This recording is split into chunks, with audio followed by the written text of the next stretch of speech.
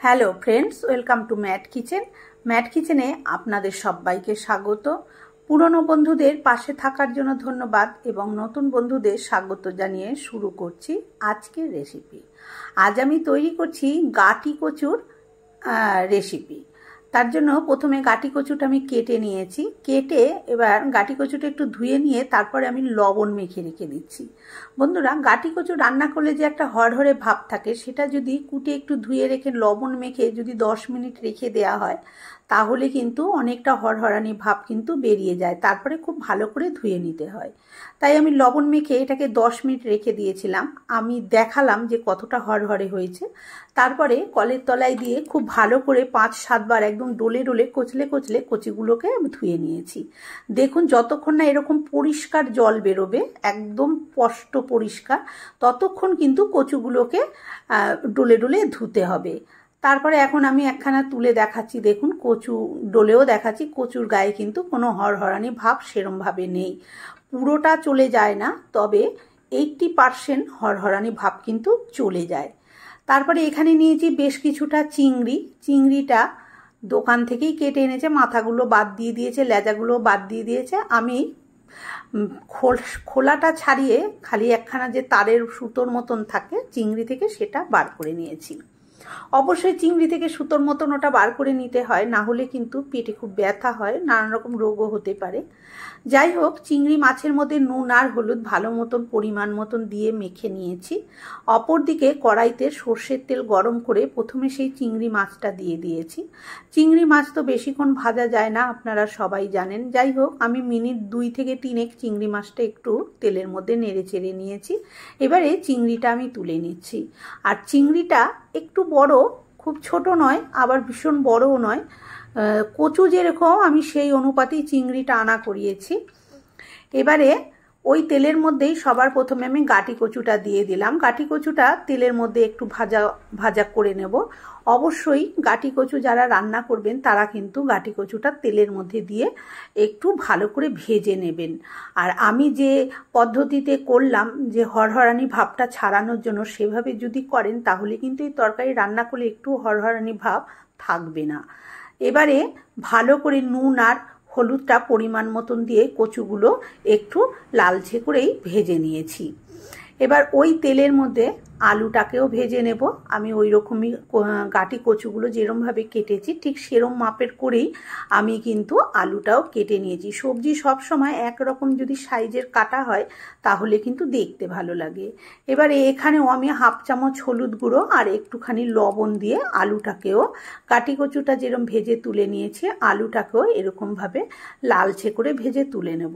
গাটি কচু অনেকে অনেক রকমভাবে খায়, তবে আমি যেভাবে করছি একবার এইভাবে করে খেয়ে দেখবেন, ভীষণ কিন্তু স্বাদ লাগে। মাছ মাংসর স্বাদকেও কিন্তু ভুলে যেতে হবে।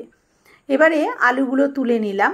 তুলে নিয়ে ওই তেলের মধ্যেই দিয়ে দিলাম 1/2 চামচ জিরে ফোড়ন। জিরেটা দেওয়ার পরে একটু পেঁয়াজ দিয়ে দিচ্ছি। যদি পেঁয়াজটা কেউ না দিতে চান তাহলে স্কিপ করতে পারেন, কিন্তু যেহেতু এখানে চিংড়ি মাছ ব্যবহার করছি তাই জন্য আমি এখানে কিন্তু পেঁয়াজটা ব্যবহার করেছি। পেঁয়াজটা বেশ আমি একটু লালচে করে ভেজে নিয়েছি। তারপরে এখানে আমি 1 চামচ মতন দিয়ে দিলাম আদা রসুন বাটা। এটা হচ্ছে যে দোকানে পেস্ট কিনতে পাওয়া যায়, আমি সেই পেস্ট কিন্তু 1 চা চামচ মতন দিয়ে দিয়েছি। দিয়ে আবার একটু নাড়াচাড়া করে নিয়েছি, যে আদা রসুনের কাঁচা গন্ধটা না যাওয়া পর্যন্ত। এবারে এখানে অল্প একটু জল দিয়ে দিচ্ছি, কারণ এখানে আমি কিছু মশলা অ্যাড করব এখন। সবার প্রথমে দিয়ে দিলাম 1 চা চামচ হলুদ গুঁড়ো, 1 টেবিল চামচ মতন দিয়ে দিয়েছি লাল লঙ্কার গুঁড়ো। অবশ্যই ঝালটা নিজেদের স্বাদ অনুযায়ী ব্যবহার করবেন। দিয়ে দিলাম 1 চা চামচ হচ্ছে জিরের গুঁড়ো। এখানে আমি ধনের গুঁড়োটা ব্যবহার করিনি, আপনারা চাইলে করতে পারেন। এবারে মশলাটাকে খুব ভালো করে কষিয়ে নেব। একটু লবণও দিয়ে দিয়েছি।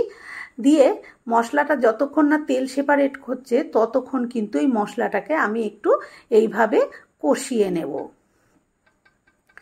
দেখুন মশলা দিয়ে তেল সেপারেট হয়ে গেছে, ওপরে মশলা তেলটা কিন্তু ভেসে উঠেছে। এই সময় আমি এই আলু আর গাটি কচুটা ভেজে রেখেছিলাম সেটা দিয়ে দিলাম একসাথে। দিয়ে এবার মশলাটার সাথে খুব ভালো করে মিনিট 2 থেকে 3 গ্যাসের আঁচটা লোতে করে দিয়ে এইভাবে ভালো করে নাড়াচাড়া করে কষিয়ে নেব। এখানে কিন্তু আলু গাটি কচু কিছুই কিন্তু সেদ্ধ হয়ে যায়নি, সবই কিন্তু ওই 40% মতন সেদ্ধ করা আছে, ভাজতে ভাজতে যেটুকু হয়েছে। সেই জন্য এই গাটি কচু আর আলুটাকে সেদ্ধ করতে হবে, সেই জন্য আমি এখানে অল্প একটু পরিমাণে জল দিয়ে ভালো করে নাড়াচাড়া দিয়ে ঢাকা দিয়ে দিয়েছি। মিনিট 2 পর ঢাকনাটা খুলে নিয়েছি, একটু জল জল ভাব রয়েছে, সেই সময়ই আমি ঢাকনাটা খুলে নিয়েছি। পুরোটা ভালো মতন কষিয়ে নিই। আর এই সময়ই কেন নিয়ে খুলে দিয়েছি, এই চিংড়ি মাছটা আমি ঠিক এই সময়ই দিয়ে দেবো, কারণ চিংড়ি মাছটা এই সময় দিয়ে দিলে মাছের ভেতরেও কিন্তু মশলার স্বাদটা খুব ভালোভাবে ঢুকে যাবে, নুন ঝাল সব কিছু। এবার চিংড়ি মাছটা দেওয়ার পর এটাকে আবার আমি 5 থেকে 6 মিনিট এইভাবে নাড়াচাড়া করে কষিয়ে নেব, গ্যাসের আঁচটা কিন্তু লোতে রেখে। গ্যাসের আঁচ লোতে রেখে রান্না করলে সেই রান্নার কিন্তু স্বাদ ভালো হয়। আর তরকারি যত এইভাবে নাড়াচাড়া করে কষিয়ে নেওয়া হয় একটু সময় ধরে, সেই তরকারিও কিন্তু খেতে খুব ভালো হয়। খুব ভালো মতন করে যখন কষে গেছে তখন আমি এখানে দিয়ে দিচ্ছি পরিমাণ মতন জল। আমি এখানে ঠান্ডা জল ব্যবহার করেছি, আপনারা যদি পারেন গরম জল ব্যবহার করতে সেক্ষেত্রে গরম জল দিতে পারেন। গরম জল দিলে কিন্তু তরকারির স্বাদ খুব সুন্দর থাকে। যাই হোক, এবার আমি দেখিয়ে দিচ্ছি, দেখুন আলু গাটি সবই সেদ্ধ হয়ে গেছে। এবারে পরিমাণ মতন জল দিলাম, একটু লবণ লাগতো চেখে দেখে দিয়ে দিয়েছি। দিয়ে এবারে আমি এটাকে ঢাকা দেব, যেহেতু এখনও আলু আর গাটিটা আর একটুখানি মজলে ভালো হবে, সেহেতু মিনিট 2 পর ঢাকনাটা খুলে নিয়েছি। খুলে নিয়ে একটু নাড়াচাড়া দিয়ে নেব। দেখুন এবারে খুব সুন্দরভাবে কিন্তু সব সুসেদ্ধ হয়ে গেছে। আমি আলু গাটি সবই কেটে দেখলাম। এবারে 2খানা আলু আমি এই ঝোলের মধ্যে ভেঙে দেব, কারণ আলু যদি ঝোলের আলু ভেঙে দেয়া হয় তাহলে কিন্তু ঝোলটা একটু গাঢ়ও হয় আর খেতেও কিন্তু বেশ ভালো লাগে। এবারে এখানে দিয়ে দিচ্ছি আমি গরম মশলা। এখানে আমি 1 চা চামচ মতন গরম মশলা ব্যবহার করেছি। গরম মশলাটা দিয়ে আমি আবার মিনিট খানেক একটু ফুটিয়ে নেব। তারপরে এখানে আমি একটুখানি ঘি ব্যবহার করব, আপনারা চাইলে করতেও পারেন, না চাইলে নাও করতে পারেন। বন্ধুরা, আমার আজকের এই চিংড়ি মাছ দিয়ে গাটি কচু রেসিপি কেমন লাগলো কমেন্ট করে অবশ্যই জানাবেন। ভালো লাগলে একটা লাইক দেবেন।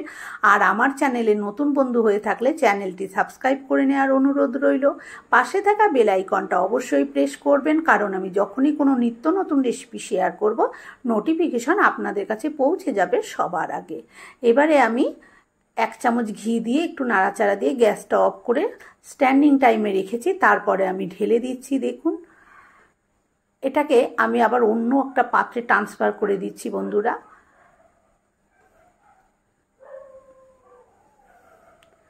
দেখুন কেমন হয়েছে। আজকের রেসিপি কেমন হলো কমেন্ট করে অবশ্যই জানাবেন। আজকের মতন এই পর্যন্ত। ভালো থাকবেন, সুস্থ